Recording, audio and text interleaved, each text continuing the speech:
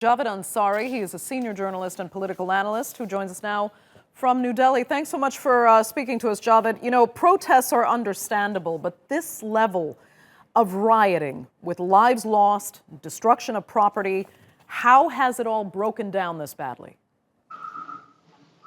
Well, it has broken down primarily because the government of the day did not act in time.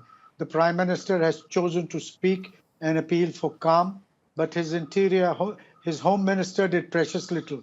If this is a riot which was foretold, if the government had acted in time, a lot of the mayhem and the violence that has followed could have been prevented. Okay, but I mean, the Prime Minister is calling for calm, and Narendra Modi is the leader of India, but most of the protesters really view him as the man who started this in the first place. He's backed this law. The protests are really in large part against him. So is his call for calm actually helping or potentially fanning the flames even further?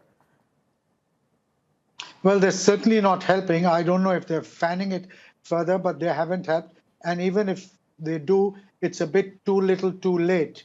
This is a contentious law which many view, not just Muslims, but a lot of right-thinking Indians view as discriminatory, and they would want the government to amend this law. This government has determinedly, some would say even obdurately, refused to budge an inch on this issue.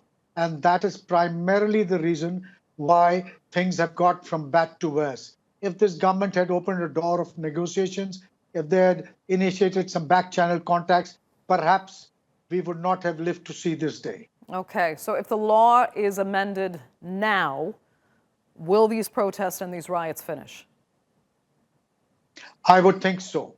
All it requires is that you delete the religious criteria from the Indian Constitution. That is all that is needed, because under the Indian system, it's the central government which decides who will become a citizen and who will not.